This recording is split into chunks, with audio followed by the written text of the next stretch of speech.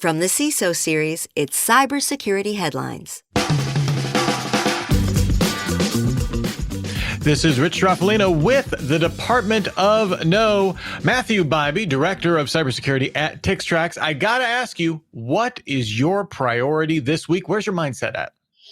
Yeah, well, thanks for having me. My focus this week is just making sure we finish strong in terms of a number of cybersecurity and IT related projects that we had on the docket this year, and make sure that we get those closed out for the betterment of the organization, and at the same time, make sure that our compliance initiatives that come up every year annually finish strong as well this time of year, especially at the holidays and audit seasons that come and go. Those are my two key focuses this week. Yeah, usually end of year for me means I'm replying to all emails that were circling back in January. So I'm glad someone's being a little bit more productive there. Derek Fisher, Director of Cyber Defense and Information Assurance Program at Temple University. What is your priority this week? Well, thanks, Rich, for having me on. And so this week we're getting ready to wrap up the semester. So we have about a week or two left. And so there's a bit of grading going on, but also trying to get a lot of the students prepared for the realities and the roles that are available in cybersecurity. As we know, it's pretty difficult out there right now, just in the general job market, but we're seeing a lot of changes and upheaval in cybersecurity. So it's really trying to help get these students prepared and out there in the field and hopefully making a difference. I like this. This is a hopeful, this is a productive way to start a week after, a little holiday weekend. Might be a little sluggish. I like the positivity, the productivity. Welcome to the Department of No, your Monday cybersecurity stand-up. I hope we can bring that energy throughout this whole show. To do so, we have to thank our sponsor first, and that's Vanta, compliance that doesn't suck too much. Remember, if you're watching on YouTube, drop your thoughts in our chat. We love to hear from you. I see Kevin Farrell is already in there. Oi, bruv to you as well. And if you're listening to this as a podcast, remember to join us live every Monday at 4 p.m. Eastern on the CISO Series YouTube channel, or send us an email, feedback@cisoseries.com. Before we jump into some of the stories for today, just a reminder that all of our guests' opinions expressed on this show are in fact their own, not necessarily those of an employer, friends, family, or indeed nemesis. We've got about 30 minutes, so let's jump in here. First up here is our favorite segment we like to call No or No. This is where we need to know, is this news story something security professionals need to know about, or maybe is this a little bit more noise than signal? First up here, Fluent Bit bugs allowed cloud disruption. Researchers from Oligo found 5 longstanding easy-to-exploit vulnerabilities in Fluent Bit, a widely used open-source log collector deployed across every major cloud platform, industry standard. The bugs included authentication bypass, path traversal, remote code execution, denial of service, and tag manipulation. Some flaws date back more than 8 years and threaten full cluster compromise when chained, which I'm not technical here, but that sounds real bad. Since we all use the cloud, is this know a little more or no thanks? Matthew, for you, where are you at with this? I would say know a little more. As somebody who's used Fluent Bit in the past, this is definitely something that's a little closer to my heart than maybe some other things. But I think it's because the platform is used quite extensively. It's open source. It's used pretty much by most, I think, of the cloud providers out there, and is a good tool for telemetry and observability for engineering teams, not just security teams. I definitely would want to know a little bit more about it. Derek, what about you? Know a little more, or good headline, but not much underneath there? What do you think? No, I would agree. Know a little bit more. I mean, it's a good thing that we haven't had any recent cloud issues that have caused any kind of problems across the digital world here. But I mean, seriously, there's a lot of different things to kind of unpack here. There's supply chain questions. There's patch management, vulnerability management questions. There's exploitability understanding. Technical debt. I mean, it's a stew of what we all deal with on a regular basis in cybersecurity. So I think definitely need to know a little bit more about this. Yeah, this is one of those ones where, because you would think this is an open source component that everyone's using, every big major cloud provider is using, they all have incentives to find this, and yet, like, that to me is probably one of the more interesting aspects of this they have every motivation to fix it and not there. So yes, we will definitely be seeing if there's any more details to come out about that. So thank you for that. Next up here, hashjack attack fools AI browsers. Cato Network says a new indirect prompt injection method called hashjack, quality name, researchers, hides malicious instructions after a hash, pound sign, whatever you want to call it, depending how old you are, in legitimate URLs. AI browser assistants like Copilot in Edge, Gemini in Chrome, and Perplexity's Comet read these hidden fragments, even though they never leave the client, letting attackers turn trusted sites into vectors for data exfiltration, phishing, misinformation, or just good old harmful guidance. This is quite a creative technique, but also, I guess, bound to happen here. Just another way the bad guys see opportunity in everything. Derek, for you, is this know a little more or no thanks on this one? No, I would agree. Know a little bit more on this. I think we're, in the age of AI and how we're utilizing a lot of this technology rapidly, and we're integrating it everywhere. And really, we're, back in the same situation where we're trying to keep up with how it's being misused, not necessarily used. I mean, we barely understand how these things are being used, let alone how attackers are going to be able to take advantage. So I think this is just the tip of the iceberg. We're going to see a lot more of this.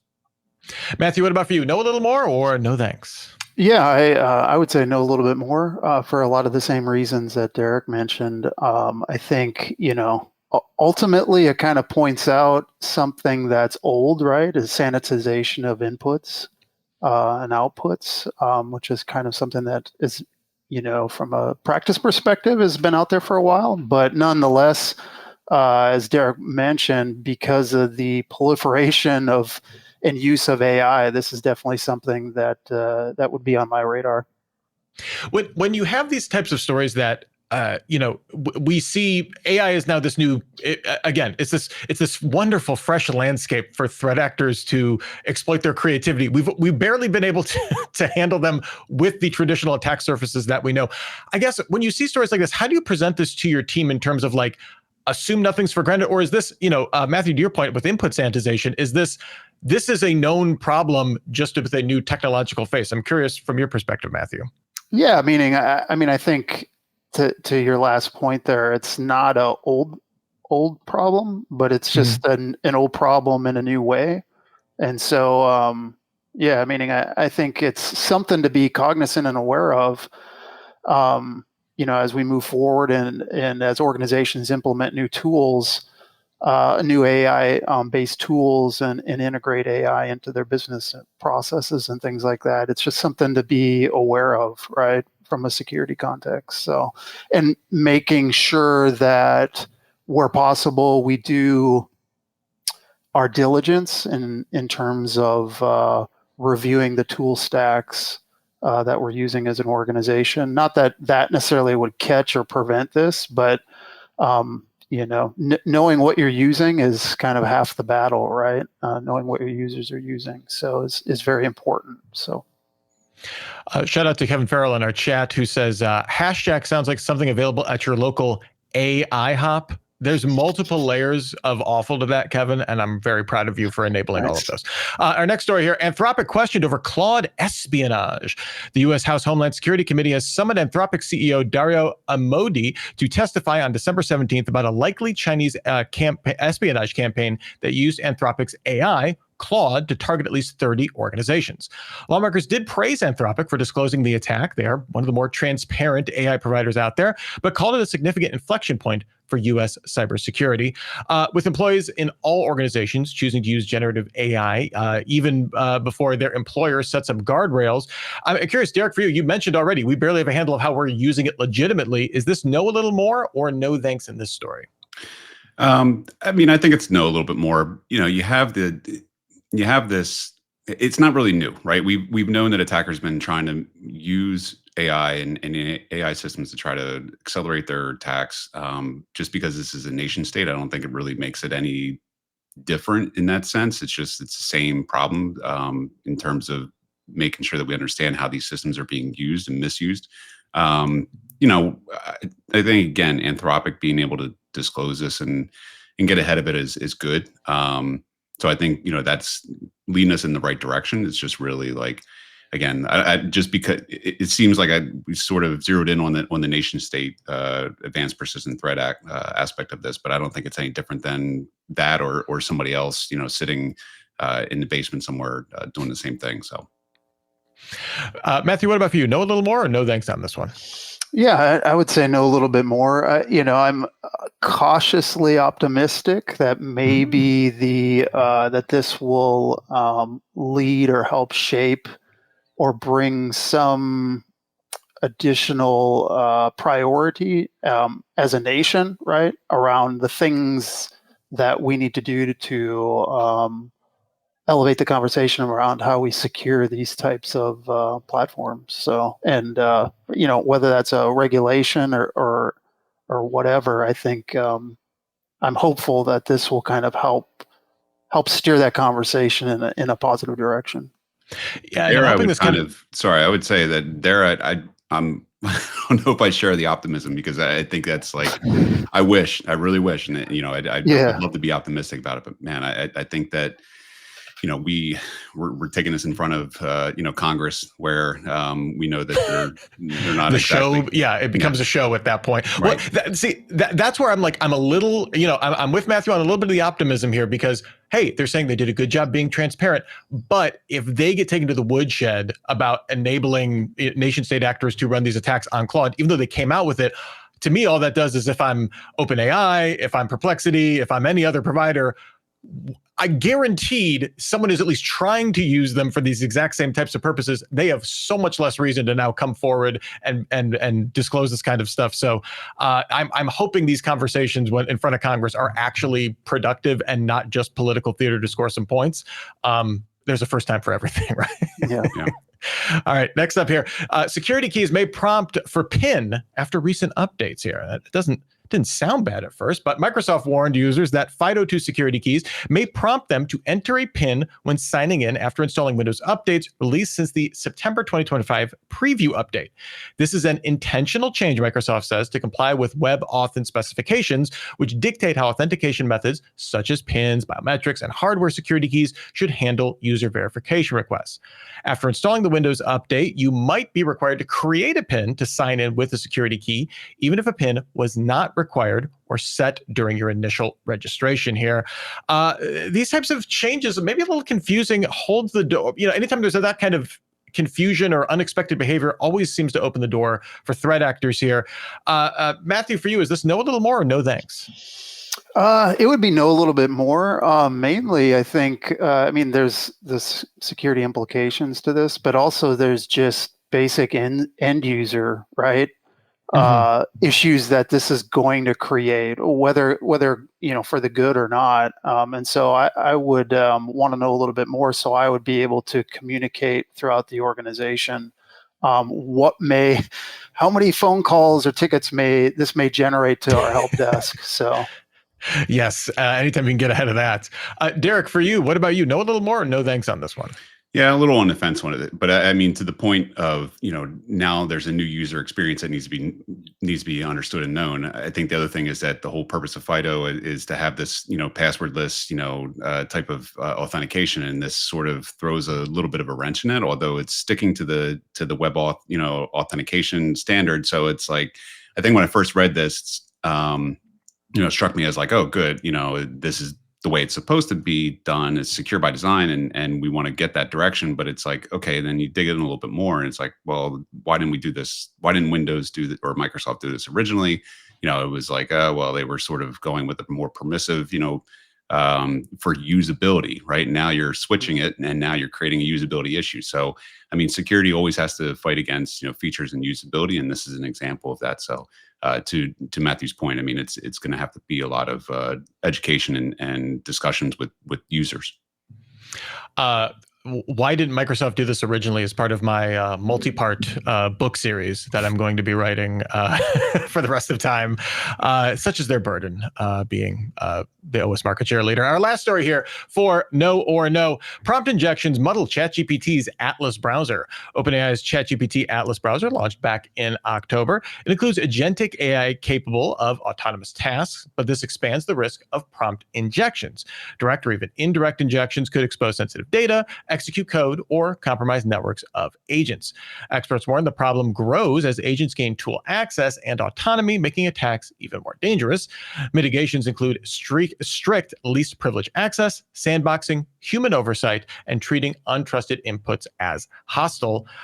This combines two very prominent dangerous issues that we talk about all the time here: the growing use of prompt injections in generative AI-based tools, and then the possibility of overenthusiastic adoption of agentic AI tools as part of a permanent drive to do more in less time. The promise of all of these tools. Is this know a little more here, Derek, for you, or no thanks? I'd like to know a little bit more as why OpenAI even came out with this browser. I think a lot of people are asking that question because, I don't think anybody was asking for this, but, there's a whole business case, I'm sure, that's surrounded by this. But, it's the same question or the same topic that we've been talking about where, like, we're giving these tools to people that don't really have the guardrails around it that are necessary to use it efficiently and safely. And so we're going to continue to see these types of issues going forward. Whether this is really an outlier or any different than any of the other AI tools that are being misused, I don't know if that's really the case here. But Matthew, what about you? Know a little more or no thanks when it comes to these browser exploits here? Yeah, I'm kind of on the fence. I mean, I want to know a little bit more, but at the same time, these days, these things are just happening so fast. Kind of to Derek's point, there's so many of them, and so they're, and they occur almost daily, if not daily. And so it's kind of which ones are the most concerning, right? Which are the ones that may have an impact, a direct impact to our business or to our infrastructure or to how our users are using things like this. So I will probably side a little bit with Derek, and I would want to know a little bit more, but just a smidge. Well, that raises a very interesting question for me of, with all of these tools, like, how are you with your teams when someone comes to you, hey, I just saw, OpenAI has this, new browser, has all these awesome automation capabilities. How are you balancing that? We need to throw some cold water on this and not just obviously just run anything, but at the same time, these are useful capabilities. We need to probably know what they can do. There obviously are hopes of lots of productivity gains with some of these. Like, what's the balancing act with something like that?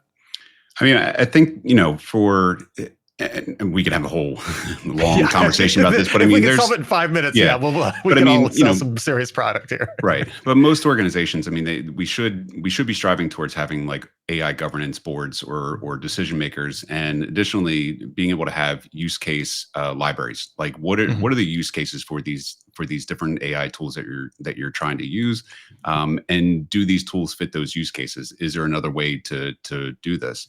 I mean, the case with the Atlas browser, I mean, is this really something that people are going to be clamoring for inside of an organization? I don't know. I mean, is it going to do something different than what you can get done in a normal browser with perhaps a plugin that's been already approved by your organization? I don't know. So, I mean, it really comes down to identifying what your use cases are. Have a governance board that says these are the allowed and disallowed activities, as it relates to AI.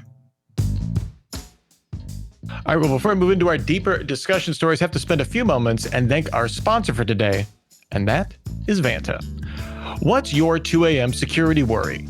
Is it, do I have the right controls in place? Or are my vendors secure? Enter Vanta. Vanta automates manual work so you can stop sweating over spreadsheets, chasing audit evidence, and filling out endless questionnaires.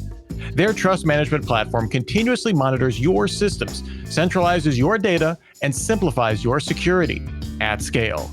Get started at vanta.com/CISO. That's VANTA.com/CISO. All right, this one really caught my eye in the past week, so I definitely want to get both your takes on this. Hacklore to tackle security myths. This is a new initiative called Hacklore.org that launched to push back against long-standing security myths, like frequently changing passwords or avoiding all public Wi-Fi or public USB chargers, that kind of stuff. Created by former Yahoo and DNC security chief Bob Lord, the project promotes simple, evidence-based practices like passkeys, MFA, password managers, and just keeping software up to date. More than 80 cybersecurity experts signed the open letter urging a shift toward practical guidance and support for secure by design and secure by default approaches. Jen Easterly was on that, I know. Our CISO series, friend of the CISO series, Andy Ellis, and Mike Johnson were also signers of that open letter. I'm curious if either of you have visited the hacklore.org site. It seems to have some very credible experts on there, but very long list of people. Is this something you want to, with these kind of things, how are you trying to roll out kind of these practical, hey, these are real world things that'll help versus juice jacking, which there's literally never been any documented evidence of it happening in the wild? Derek, I'm curious for you. I mean, I think, when we talk about cybersecurity, we're talking about managing risk, right? And we have to identify, prioritize, and manage the risk, that we see. And so there's I'm sort of hesitant here because I think there's been historical, cases of this, and some of it has been academic, like in terms of some of the things that have been identified by Hacklore. Public Wi-Fi at one point was not the most secure thing, right? And yes, we've moved way beyond that, and we're to the point now where we don't really have the same concerns around it that we used to. But it did exist at one point, and I think some of those things are hard to relearn or unwire, in terms of like how we address like security issues. Are there bigger problems? Absolutely. And I think that's the point of Hacklore, at least the way I, am sort of interpreting it, is that, there's way bigger problems that we have to solve. And telling people that, the off chance that you plug in your phone into a USB at an airport, that you're going to have some kind of juice jacking attack or some type of data exfiltration or compromise or something like that. Like those, is that really the highest risk that you're likely to see? No, you're more likely to click on a link that you've been sent in a phishing email that's going to be way more impactful. Attackers are always going to go for the lowest hanging fruit. What's the easiest thing to do? Is replacing a USB receptacle at an airport an easier job than sending an email? Of course not. So I think there is the concept, and I think the purpose of this is really to change the mindset to there's bigger problems. We're in the business of managing risk. What's the highest risk, and how do we manage that? Matthew, what about for you? Are you ready to be busting some Hacklore? And how much do you love that name? Like that's just like a choice name too. I'm not a big fan of when we use the term hack in a broad sense, but I really, when I read it and their site and everything, I really liked it, and I think it's somewhat long overdue. From the vantage, I think far too long, especially in the cyber community, and I'll even raise my hand because I know I'm guilty of this. I think oftentimes we've taken credible threats, we've taken scenarios like Derek talked about, risks or threats, and we've used them in fearful ways, right? Oh, better not do that, better not plug in, you better not connect to public Wi-Fi, you better use a VPN anytime you're on the internet. And I think oftentimes we as practitioners have used that not in the best way, right?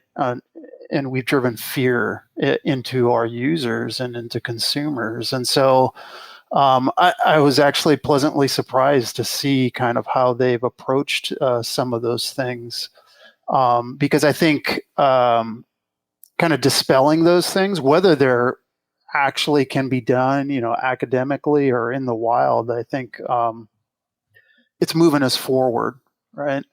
And I think also the other thing that's good about it is we have compliance frameworks, right, that are outdated and old that reference some of these things, right? And I think it's a good resource, a good mechanism, and as practitioners and everybody who put that together, their voice, right, to try to help steer direction and change in that area, because right now all of us as companies have to deal with multiple regulatory and compliance challenges, right? And like I mentioned, some of those things are on this list.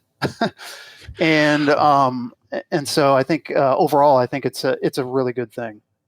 What I think is really interesting about it is it really does seem to be taking the onus off of the individual with so many of these, where it's like, you don't do that thing, versus outside of I mean, for personally, yes, you can enable MFA on your personal accounts. Yes, you can use a password manager, but a lot of that is more top down driven, like focus on these secure behaviors on a corporate level versus exhausting kind of the inconvenience bandwidth that individuals have for, I can't log on Starbucks, and I can't charge at the airport, and like all of these different practices where it gets to a point of exhaustion, right? Oh, there's so many things I shouldn't do. I know I'm screwing up somewhere, is the cry of someone that's given up, right? Yeah. Of someone that's like, they've been told they've been doing stuff wrong for so long that they don't even want to try anymore because they know they're just going to screw up.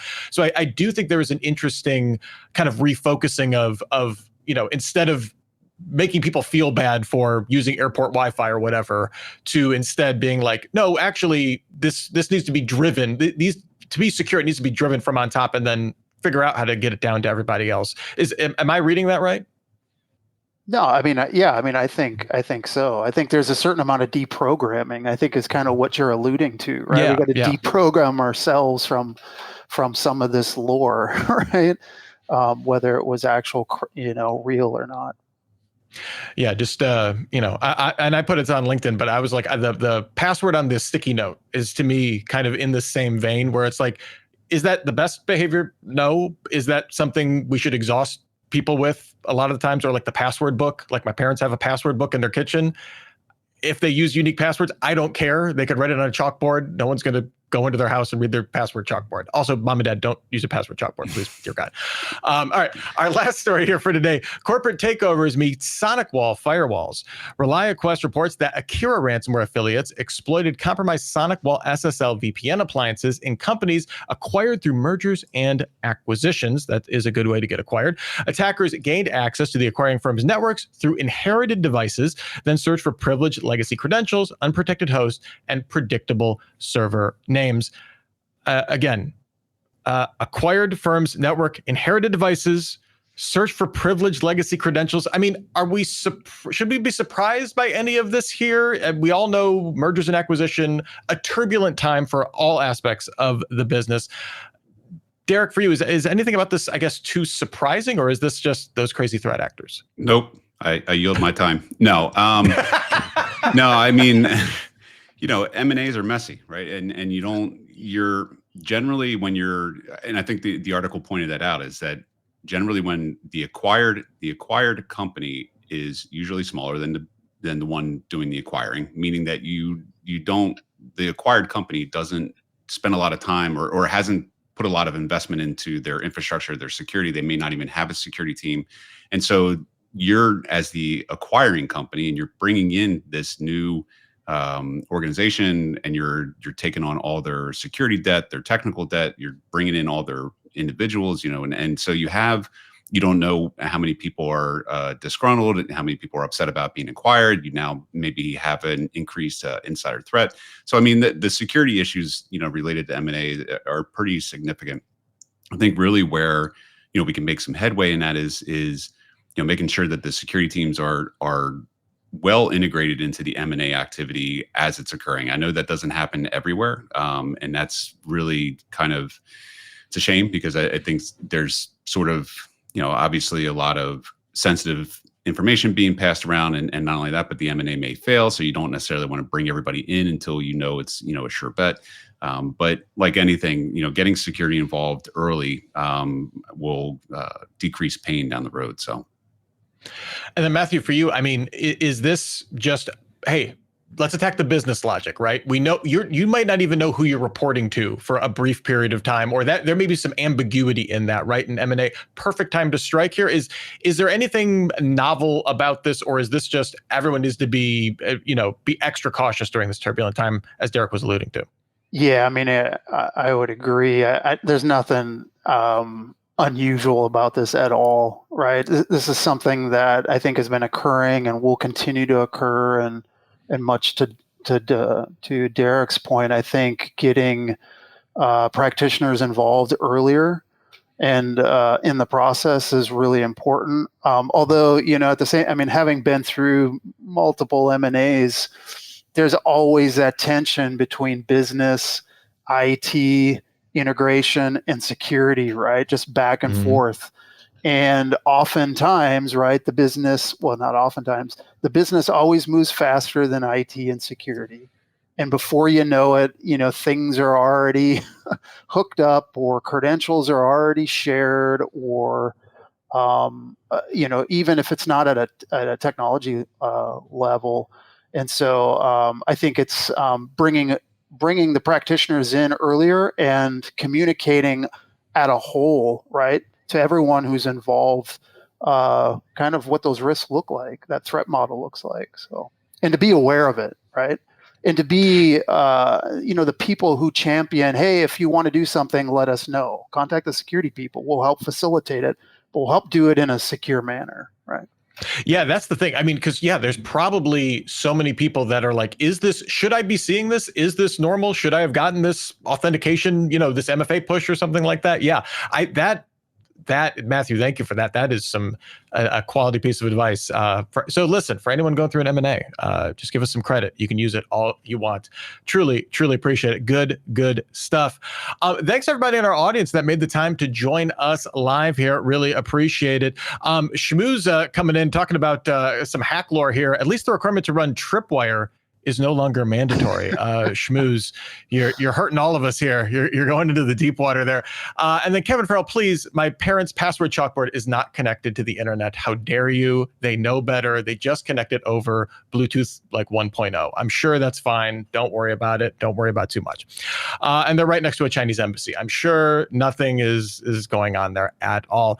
Thank you so much to our fantastic guest, Matthew Bybee, Director of Cybersecurity at TixTrack, and Derek Fisher, Director of the Cyber Defense and Information Assurance Program at Temple University, a man of letters indeed. We'll have links to both of your LinkedIns in our show notes, and we will have to have you back on because this was spectacular. Thank you both so much. Thanks also to our sponsor for today, Vanta, compliance that doesn't suck too much. Remember, you can send us feedback at any time to feedback@CISOseries.com, and join us next Monday at 4 p.m. Eastern for another edition of the Department of No. And we also have a Super Cyber Friday coming up about hacking AI data readiness. So if you want information on any of that, go to our events page at CISOseries.com. Thanks for joining our Monday stand-up. Have a great week. Stay secure out there. From all of us here at the CISO Series, here's wishing you and yours to have a super sparkly day. Cybersecurity headlines are available every weekday. Head to CISOseries.com for the full stories behind the headlines.